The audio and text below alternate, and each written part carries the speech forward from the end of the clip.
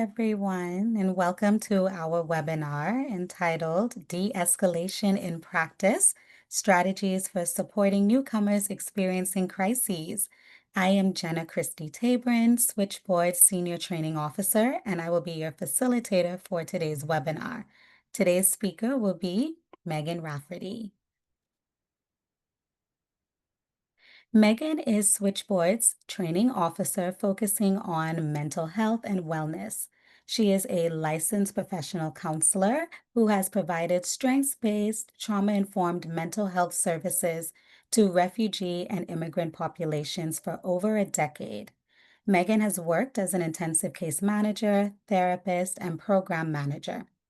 She has also worked as a crisis responder for individuals experiencing mental health crises and found the de-escalation techniques that she will discuss in this webinar to be extremely effective. By the end of this webinar, you will be able to describe escalation and recognize early warning signs in newcomer clients, explain trauma-informed approaches to crisis preparation at the client, staff, and organization levels, as well as apply the 4 core actions of de-escalation in resettlement settings. All right. In order to jumpstart our learning today, we will begin with an interactive Slido. Now, there are 2 ways to join Slido. You may use your mobile device to scan the QR code on your screen, or use your browser and head to slido.com, type in the number on your screen in order to participate by rating your level of confidence with de-escalating clients experiencing high emotional distress.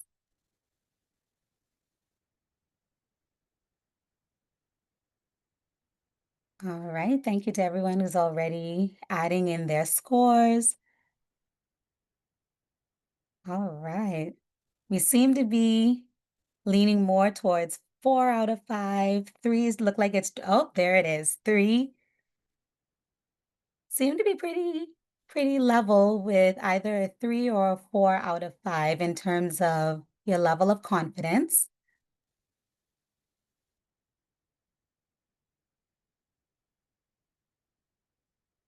All right. Thank you, everyone. We're going to keep this Slido going, so feel free to continue. If you haven't already signed into Slido yet, feel free to continue with adding in your scores, but we seem to be pretty solid between 3 and 4. We have a nice little mixture between those two. So looks like we have a lot we could learn. So thank you all for your participation, and over to you, Megan, for our first learning objective. Okay, awesome. Thank you, Jenna. Thanks everyone for participating in our first poll. I just want to really quickly mention that we have only 60 minutes for this webinar today. We know how busy folks are and wanted to offer a quick, accessible version of this topic, but there is a lot to cover, so I'm going to be moving at a fairly quick pace today. But the slides and the recording will be available and sent out within 24 hours. You can always go back if I went through something too quickly.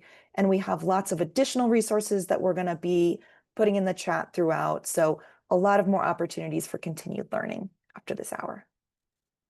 Okay, so I want to start by talking about the role of stress and trauma in escalation.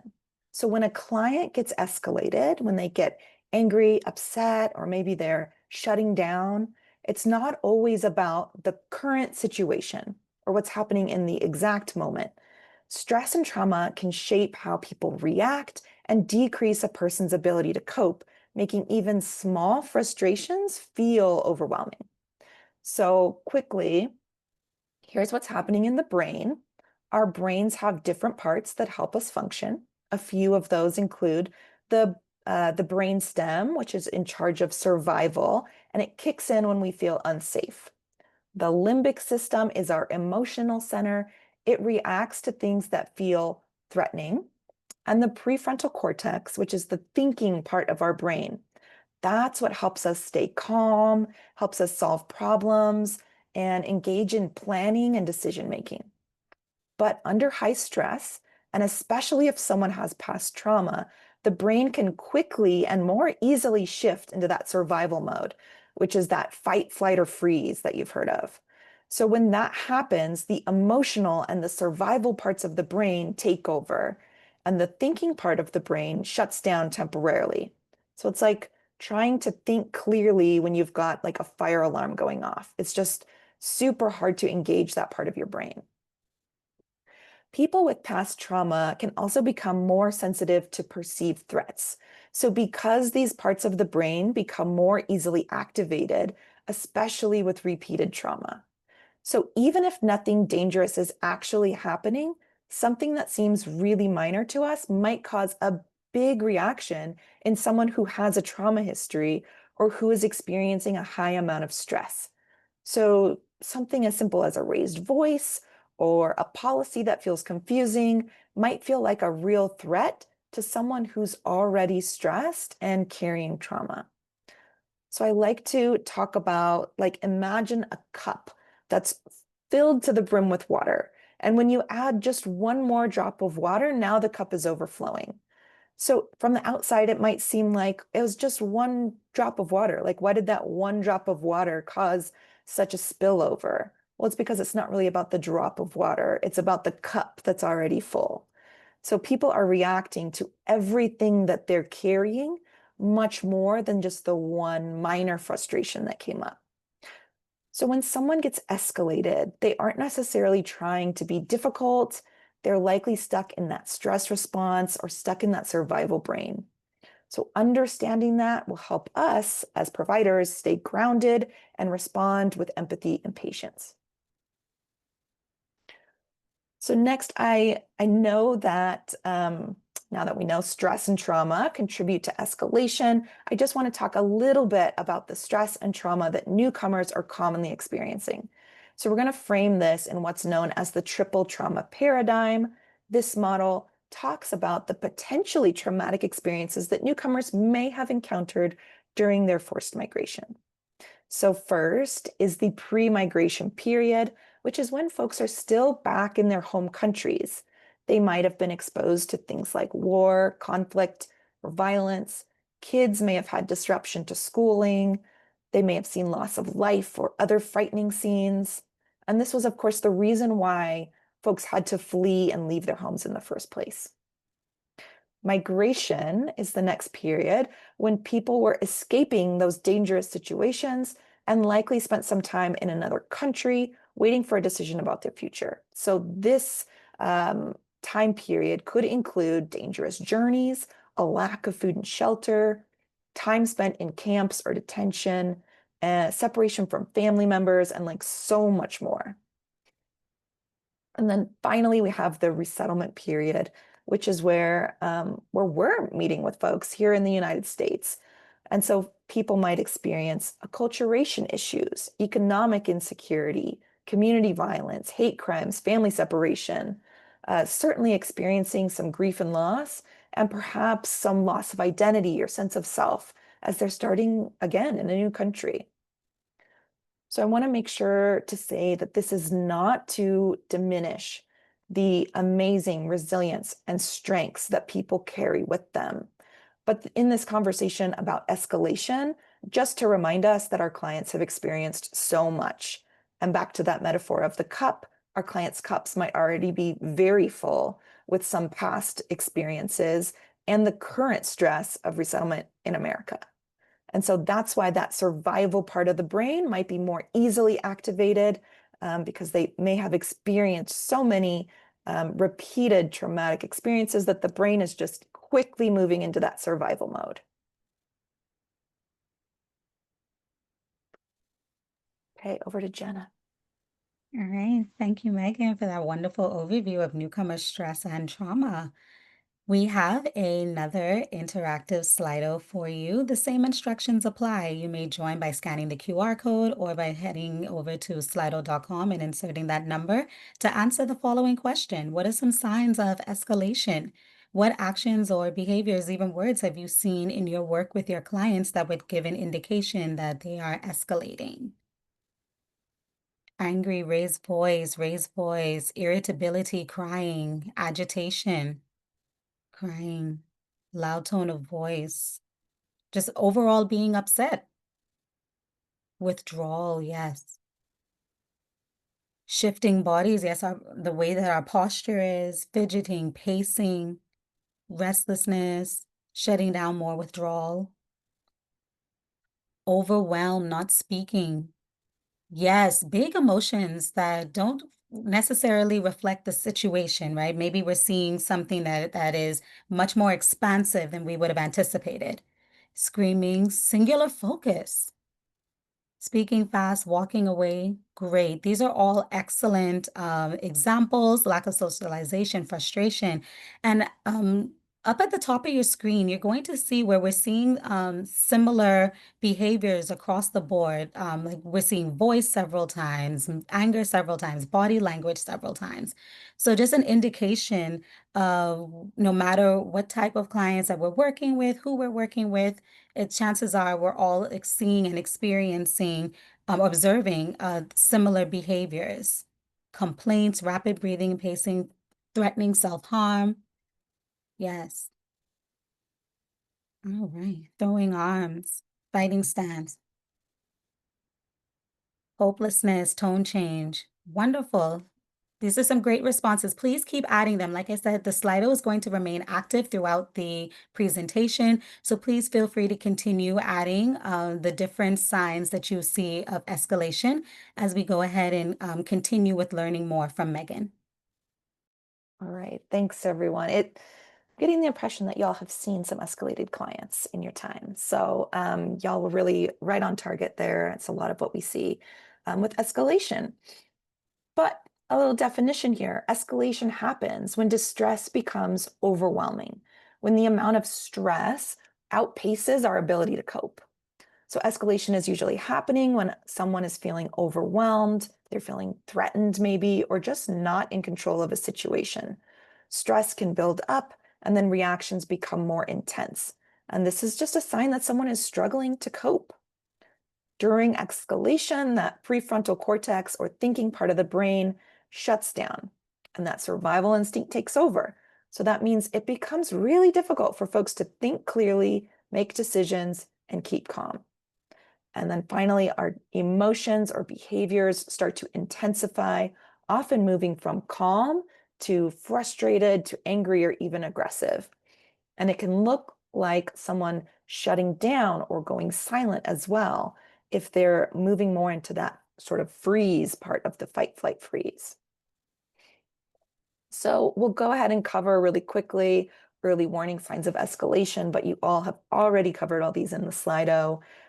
We want to make sure that we are looking for early signs to help make sure that we're stepping in as soon as possible to de-escalate. So look for changes in voice, maybe becoming more rapid or louder. Folks might become quieter or mumbling if they're shutting down. Eye contact might change, body language might change, could look like crossed arms, clenched jaw, pacing, restlessness. We might see physical reactions like breathing heavily, shaking, sweating. Mood, of course, we're going to see some changes there. And then communication, which you all mentioned as well. So we might see clients repeating the same thing over and over. They might be demanding immediate answers, talking over you, or refusing to speak entirely.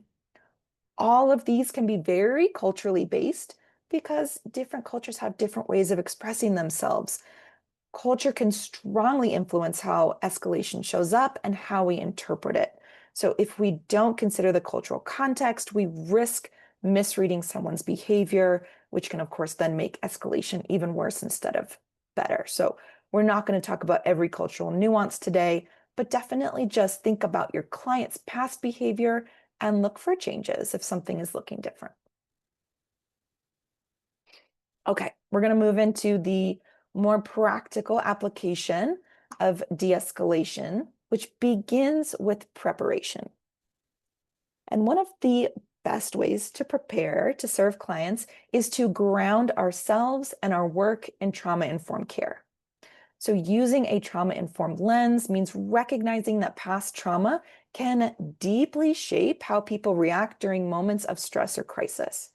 It helps us focus on building trust and safety which can often prevent a situation from escalating in the first place. And trauma-informed care reminds us that people express distress in different ways, especially across different cultural backgrounds. So a trauma-informed approach is going to help us stay curious rather than getting reactive, and it's going to support us in creating spaces and relationships that feel safe, respectful, and responsive to each person's unique identity and lived experience. So of course, due to our time, we're not going to talk in more depth about trauma-informed care today, but we have dropped some resources in the chat. And I definitely encourage you, if you're newer to trauma-informed care, to check those out and learn more, because this one slide will help you be much more successful in de-escalation. Okay. So to talk a little bit more about how we're going to prepare for de-escalating clients, we're going to look at how we prepare our clients, how we prepare ourselves and our organizations for this trauma-exposed, high-stress work that is resettlement.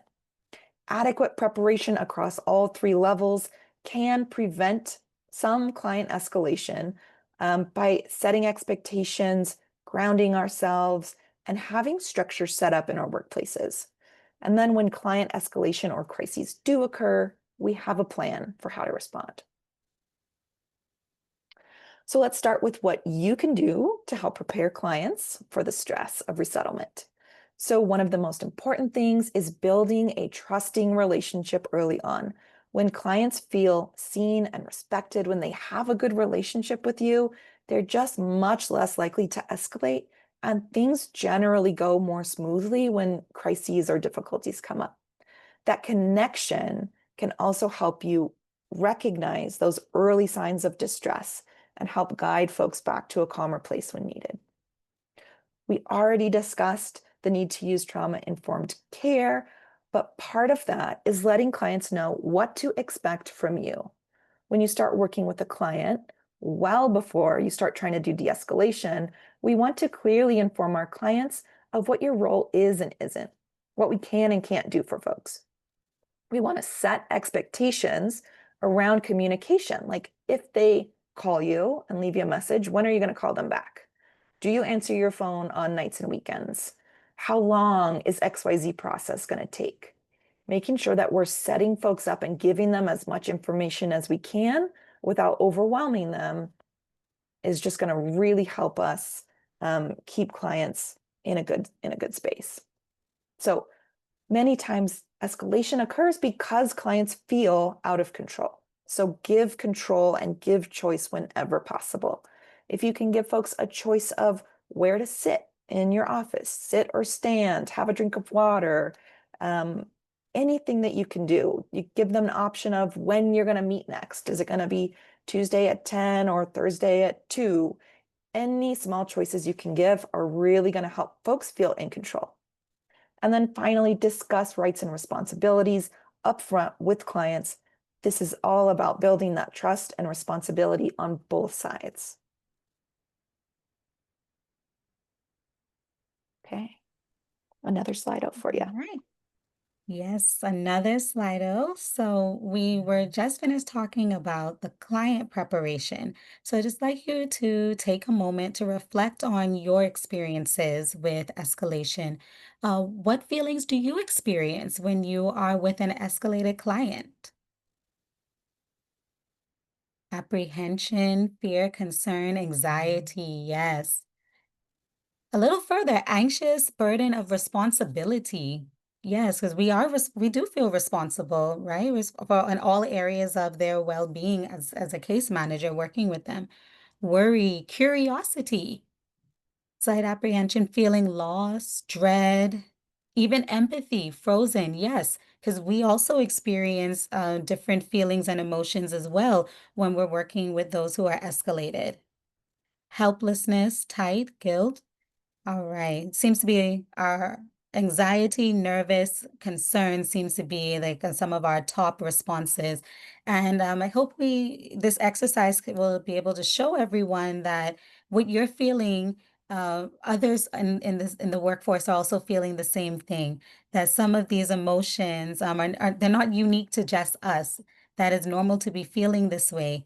So we're gonna continue to add some more feelings to the Slido, but back over to Megan. What can we do about it?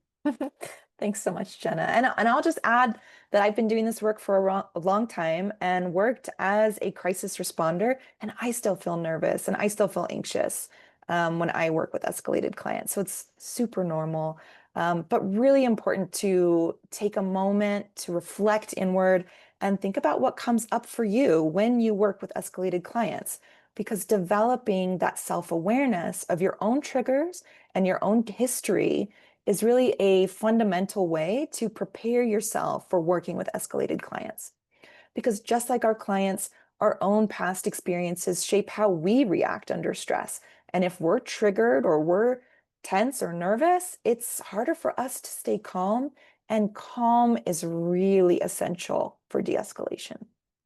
So remember, when a person's overwhelmed and their brain is in that survival mode, they're not thinking clearly. And that's really where we come in through something called mirror neurons. Our calm presence can help their brain actually start to settle. They're going to mirror us and start to actually become more calm just by engaging with us. So grounding yourself, taking a breath, checking in with how you're feeling. It's not just your own self-care, but it's part of de-escalation and how we help our clients regulate. So next, prepare in advance for how you will respond if you encounter an escalated client. Make plans with your team to ensure that you have the support that you need, like bringing in a supervisor if needed, or taking a coworker with you to a home visit if you're unsure about safety or possible escalation.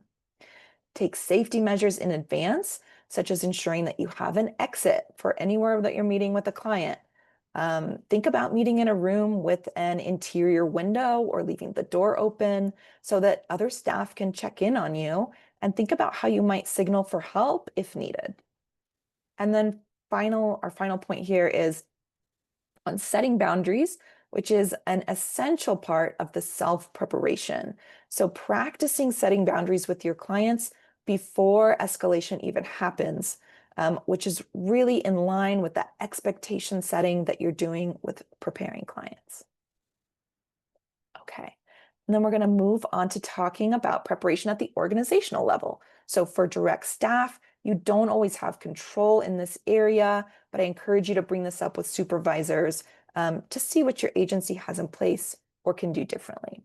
So first, think about your agency's trauma-informed policies and procedures for responding to critical incidents and engaging in recurring training on those policies so that everyone knows what to do and how to respond if a crisis happens. If your agency doesn't have these policies in place, we've dropped a link in the chat. You can check out that toolkit, float it over to your supervisors, and start getting those policies in place. Every agency should have safety measures to protect both staff and clients, and staff care and supportive supervision are another really important part of how organizations should be supporting staff. Finally, a critical part of organizational preparation includes documentation and reporting structure. So different types of reports might be necessary depending on the nature of the situation and should be noted in your policy. Like, for example, if for some reason police needed to be called, your agency might have a policy around completing a critical incident report or documenting that in a really specific way in the case file. All right, and now we're moving into the final section of our presentation where we're going to discuss the 4 core actions of de-escalation. And we're going to start by really just defining de-escalation. So we've been talking about this throughout our time together, but let's make sure that we have a really solid definition of what we're talking about. So de-escalation is a communication style that we use when clients are escalated, distressed, or overwhelmed. De-escalation helps restore calm and assist clients in coping, listening, and engaging. back to that trauma neurobiology. We want to be moving people out of their survival brain and into their thinking and planning brain. Okay, and the way that we're going to do that is through these 4 actions. Again, this is after you have prepared, you have set boundaries, you have let clients know what to expect, you've identified your own triggers and learned how to ground yourself. You have practiced your agency's policies and procedures for different types of crises. And now you've got the client in your office and they're upset. This is what you're going to do. Number 1, evaluate if de-escalation is the appropriate response for the situation. If it is, number 2, you're going to listen to and validate the client so that they feel heard and understood. Third, you're going to plan what immediate actions you can take to support them. And fourth, work to prevent future crises and escalation. Okay, and we're going to start by taking a look at our case scenario for the day, which Jenna is going to walk us through. All right, thanks, Megan. So we have a case scenario here with caseworker Irina, and she is a caseworker with about 2 years of experiences and has been working with her client John for the past 3 months. Irina has helped John secure housing and employment and plans to meet with him again in 2 weeks. But today, the front office calls her to let her know that John is in the waiting room without an appointment, demanding to see Irina and angry about his paycheck. So let's go ahead and get those devices ready for another Slido, because we want to figure out what should Irina consider when evaluating how to approach John. We know that she needs to conduct the evaluation to see how she should de-escalate, but what is it that she needs to be considering? How will she know that de-escalation is the right course of action? The safety, the tone of voice, his needs, his body language, active listening, if she's the right person to talk with him. Just because we're the case manager doesn't always mean that we're the exact person at that time. So that's a good thing to evaluate. Her safety, yes. We're not emergency services, right? So we also have to make sure that we're evaluating our safety in addition to the clients. Culture, yes, cultural sensitivity. Megan mentioned that earlier, that culture is a very important part of our interactions with our clients. The office safety, yes, client safety, your safety, and those around you. Boundaries, what is it that they really need? Yes, because they can be verbalizing one thing, but is there something even underlying as well? Make sure to take someone with her, yes. Agency safety procedures. Mhm.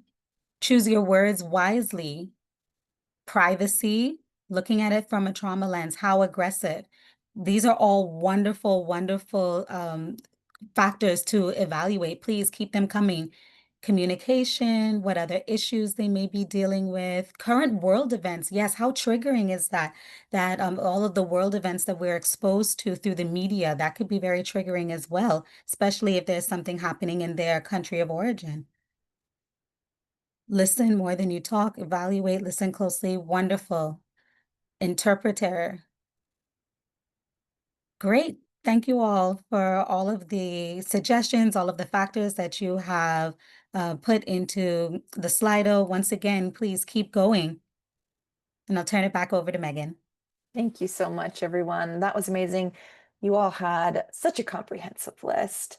I'm going to try to keep it super simple so that you have something to take with you as you leave today. But evaluation is not a formal checklist. It's not something that you have on a piece of paper as we're talking about it today.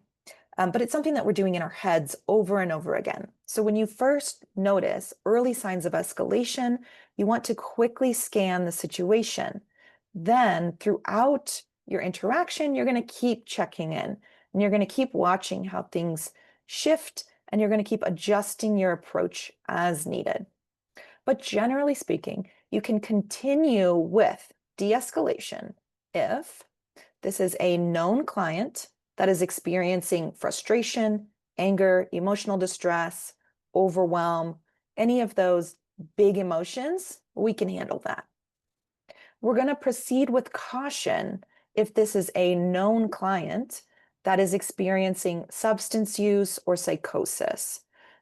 There's just a lot of caveats here, but I'll say we just want to be careful. De-escalation might be helpful. It might not be helpful or have very limited effectiveness.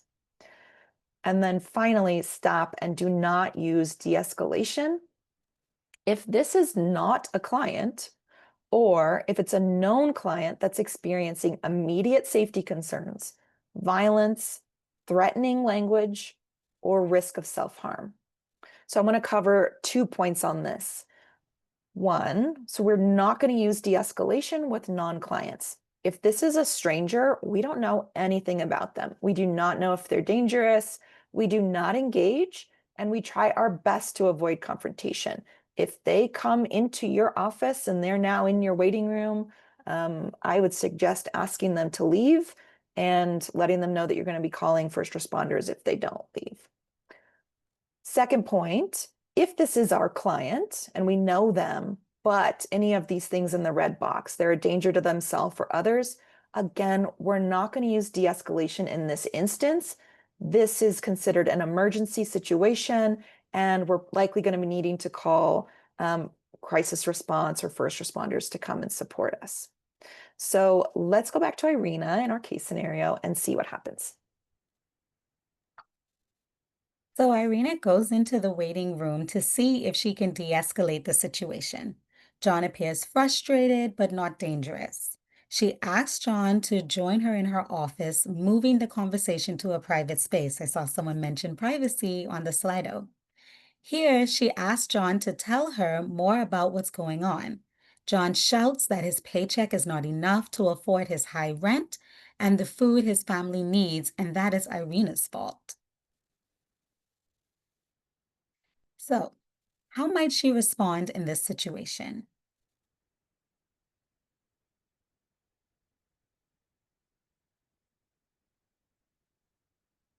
Validate concerns, listening. Mhm. Empathy, re-engage their relationship, acknowledging, listening, reflect his concerns. Something tells me you all have experience with this. Calming, emotional support. Ask how she can support. Connecting with resources.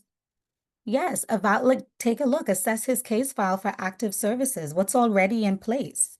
Maybe something needs to be followed up on. Mhm. Acknowledge their stated challenge. So a lot of acknowledgement, a lot of solution focused, uh, active listening, using the trust that has been developed in the relationship to assist with the de-escalation. Management of expectations. That's a very big one. Coming into a completely new country, new culture, we have to manage expectations all the time and explain the limitations of the program. Yes, sometimes your professional boundaries has some limitations. You can't do it all.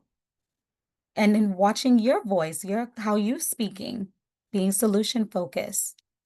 Excellent, excellent. I am more than convinced that you all have had significant experience in this arena. All right. Once again, please keep adding your responses as we continue to move along with learning more about de-escalation. Okay, awesome. Thanks, everyone. So the next step in de-escalation here would be to listen to and validate the client's experience. So first, like we've discussed, you're going to want to start by taking a deep breath and doing whatever you need to do to center and ground yourself before engaging with the client. We want to stay calm and we want to model calm for the client. We want to ensure that we're using non-threatening body language, like taking an open stance, open palms, giving a lot of physical space, and taking into consideration what's culturally appropriate with your client. We want to talk in a calm tone of voice, at a slow pace, and use those active listening skills. It is essential that we are listening carefully to what our client is saying or what their behavior is trying to communicate. Escalated people might say things that don't make a lot of sense, that aren't true, or are really accusatory. but we want to not take anything personally and try our best to avoid power struggles. Restoring calm is the most important thing when a client is escalated, not being right. So avoid any judgment, any labeling, or correcting. Again, even if the client is incorrect, this is just not really the time to get into that. You also don't have to agree with them. So if the client is saying something like you didn't do something that you did, or um, you're not doing a good job, you don't have to agree with them.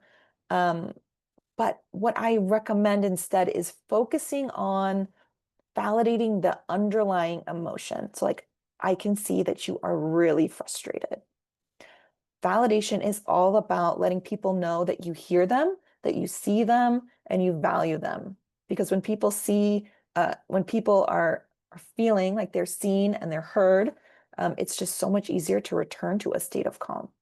And one way to do this is to reflect back what the client is saying. So some useful phrases. Um, it sounds like what you're saying is XYZ, or I can see this is really hard for you, or I hear you. Help me understand. In this case scenario, Irina might say something like, I can imagine it would be really frustrating and scary not to be able to pay for all the things that your family needs. You didn't know that life here was going to be so hard. And I can tell that you're working really hard, and I can tell that you care a lot about your family. So let's go back and see what happens next with Irina. So after talking with Irina a bit, John begins to calm down. He concedes that Irina seems to care about him and it's really not her fault. He shares that his family is unhappy here and he feels like a failure for not being able to get a better job to provide for them. He lets her know that the pantry at home is empty and he has to decide between buying food or paying the rent. Some very serious considerations there. So now we have a different poll. What might Irina do next? A, tell his responsibility to provide for his family, so he needs to figure it out. B, talk about how great the future will be when he can get a better job. C, focus on what they can do today and connect him to a food bank nearby. Or D, tell him his family should have known life would be hard in America. Take a second, take a look at those. So everybody went with C. All right. Excellent. Excellent. Thank you all for your participation. You are correct. Focus on what they can do today and connect them to a food bank nearby. When you're trying to do de-escalation, you want to focus on what can you do in the immediate, what can happen right then and right there.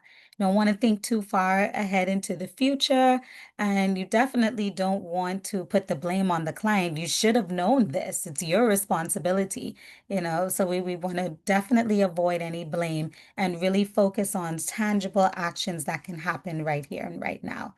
Thank you all for your participation with that excellent work.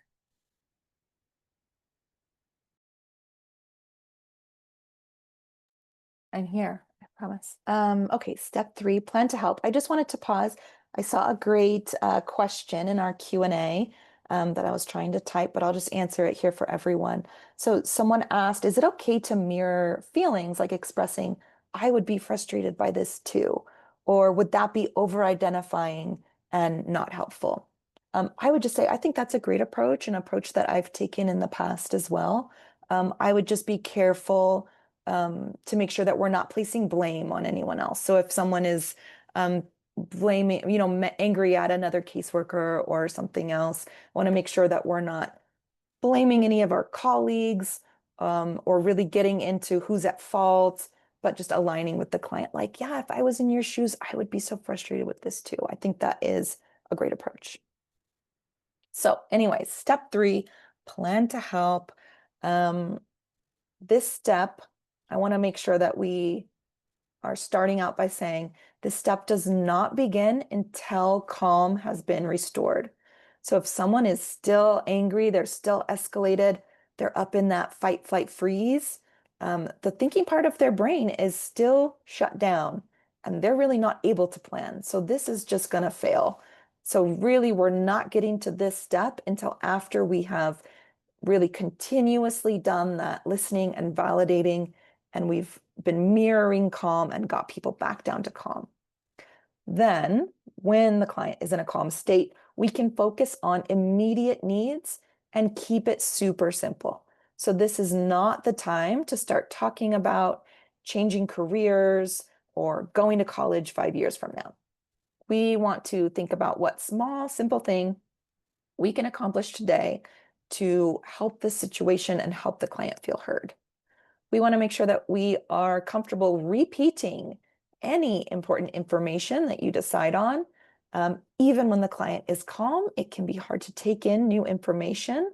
And so repeating things over and over is a big part of de-escalation. We're going to make sure that we want to set a date for a next check-in. So just because someone has calmed down today, we don't want to just assume, okay, everything's fine now. I would say that this is a client that we're going to want to check in with more frequently until we're sure that things have stabilized. And then last, just honoring that there is not always an answer. Sometimes there is no resource, there is no plan. Sometimes just listening with compassion is all that you can provide, and that's okay. So we're going to go back and see what happens next with Irina and John. So, with John's permission, Irina connects him to a nearby food bank that can provide an emergency food box the next day. Excuse me, the same day. To ensure he can easily get there, she enters the address into the map on his phone and gives him a printed copy of the details. Additionally, she schedules a follow-up appointment for early next week to check in on his budget and employment progress. So, what other ways can you think of that Irina can take to support John?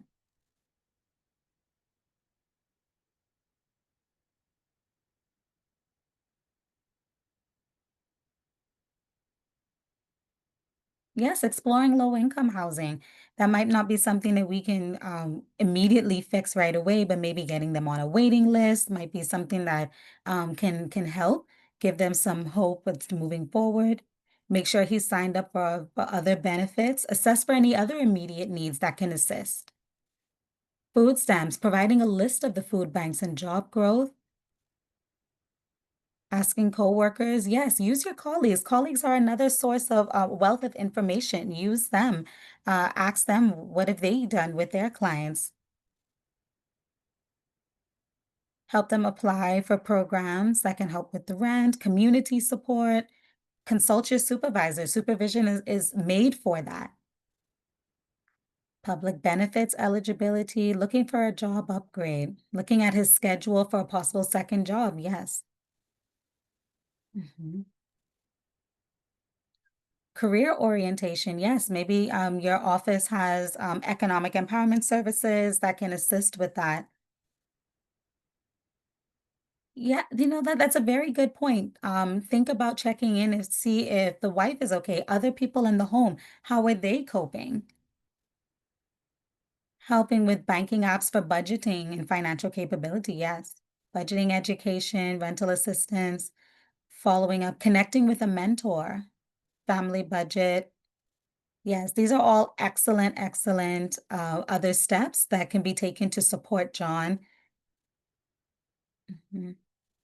Support resources, looking at churches or any other community supports that are applicable with their culture. General awareness of domestic violence. Yes, we know stress can amplify that. Furthering education, community integration. Wonderful, wonderful steps, you all. Thank you so much for your contributions to this poll. Turn it back over to you, Megan. All right. Thanks so much, everyone, for your participation. You thought of everything, thought of things I didn't think of. That was really fantastic. And it goes right into our fourth step in the de-escalation process, which is preventing future occurrence. So how else can we wrap up this client to make sure that that they are not getting escalated again and that we're doing our best to resolve some of their issues. So we want to, first of all, identify clients who are at risk of escalation and proactively prevent incidents whenever possible. We're going to do this by helping clients identify triggers and develop coping skills to manage those triggers. So that might look like teaching clients breathing techniques, progressive muscle, relaxation, visualization, lots of tips and tools that we've got on developing some of these coping skills that can really help clients who are prone to escalation because they're dealing with so much stress. When possible, let's connect clients to additional social support and/or mental health care if that's relevant. We want to increase the frequency of our check-ins with clients who are at risk of escalation. And finally, I would say put all of this and more into a comprehensive safety plan. So if your client can read and write, creating a written safety plan in their language that they can take home can be an extremely useful tool because, again, repeated information multiple ways tends to be super helpful.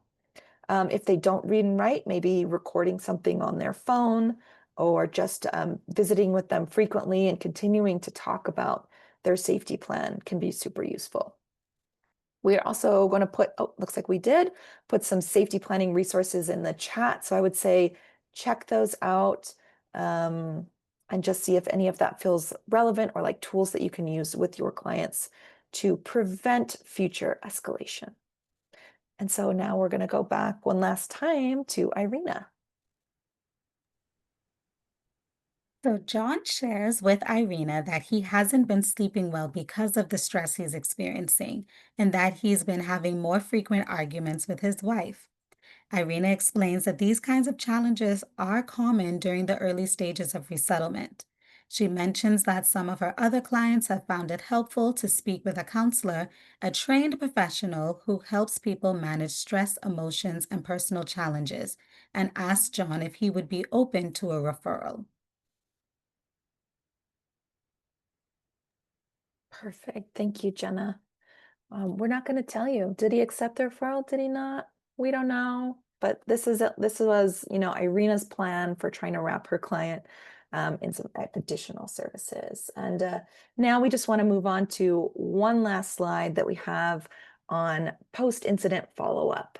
So after that step 1 through 4, that de-escalation process has taken place with our client, we want to make sure that we are following up by debriefing with any affected staff.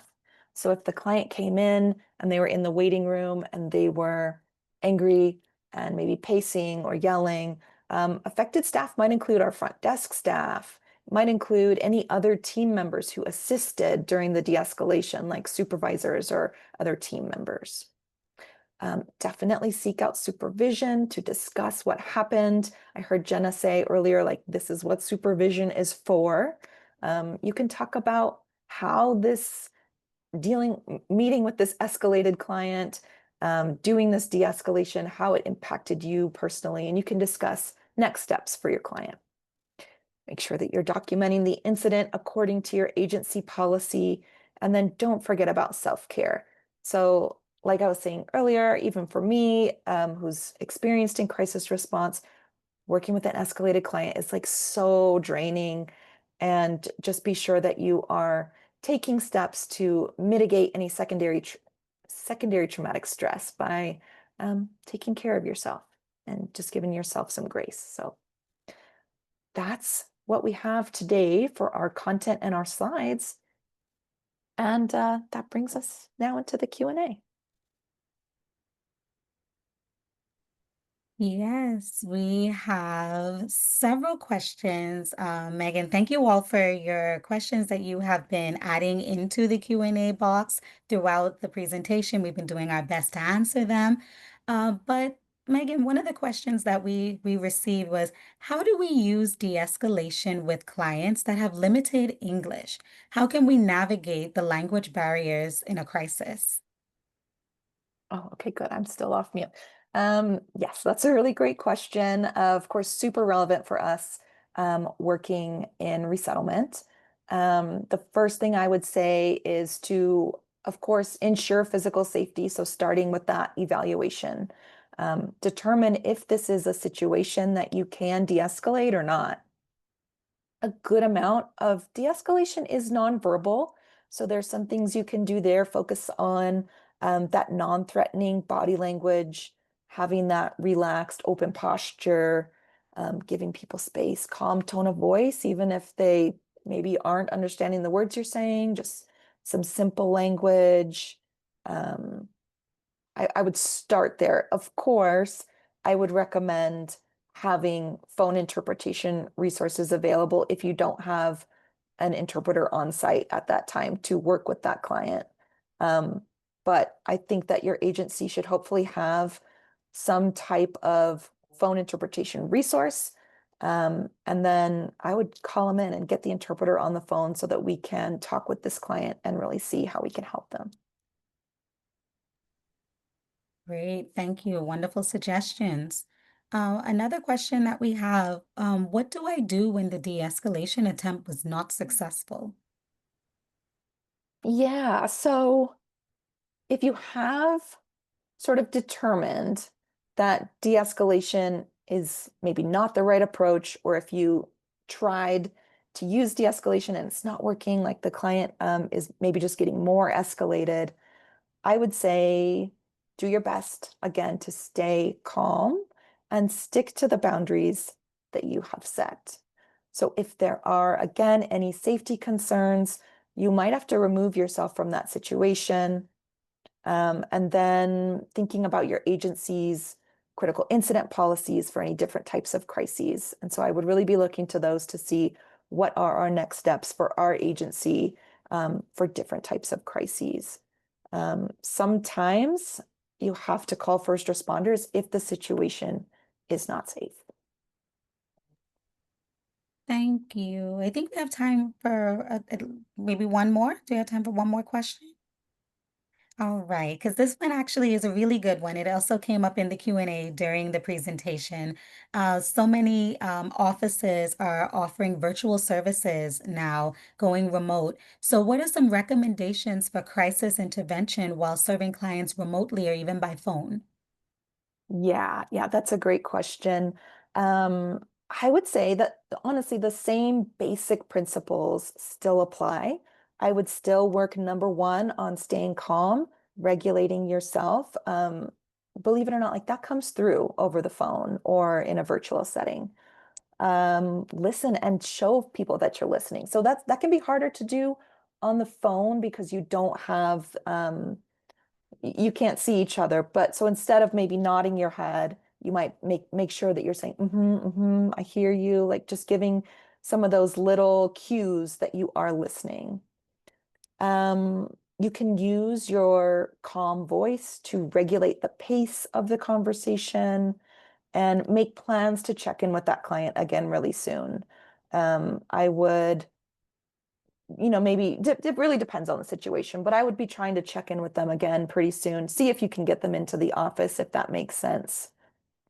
And then my final point on remote work is whenever possible, you really want to make sure at the beginning of your call with the client that you ask their location and you know where they are. So if something comes up, if it becomes an emergency and you need to call crisis responders for some sort of welfare check, you need to be able to know where to send them. So, best practices when working virtually to check in with your clients and get their location at the beginning of your call.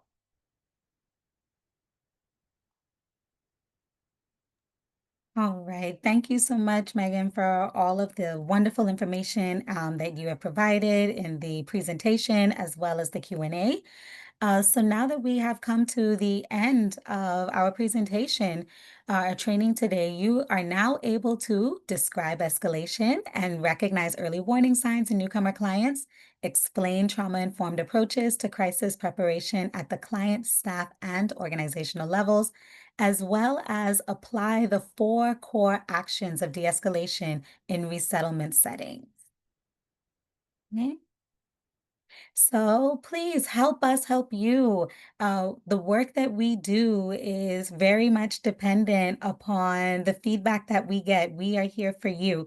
So please, before we share the recommended resources with you, we would like for you to scan that QR code right there on your screen or click the link in the chat to access our feedback survey. It's very quick, only 5 questions, take you about a minute to do so, and it'll help us to improve future training and technical assistance.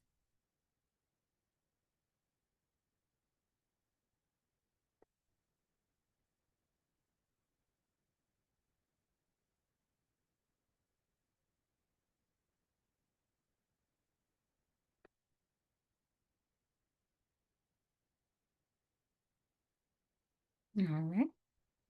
Thank you all. I'm sure everybody did it. I know you did. Looking forward to reading all of your wonderful comments. And here is a list of recommended resources for continued learning, toolkits, webinars, guides, e-learning courses. All of this information will also be available after the webinar is concluded, and we send you the PowerPoint presentation or the PDF of the presentation for you to use in your work, in your offices, share with a friend, all of these resources that are readily available for you. And lastly, please stay connected with us. For more training and technical assistance, you can reach out to us via our email address or reach out to us, explore our website for our resource library. You can follow us on LinkedIn. We're always posting the work that we're doing. Scan that QR code to stay connected with us, and we look forward to seeing you at future webinars, seeing you all over at different courses that we are providing for the network. Thank you all.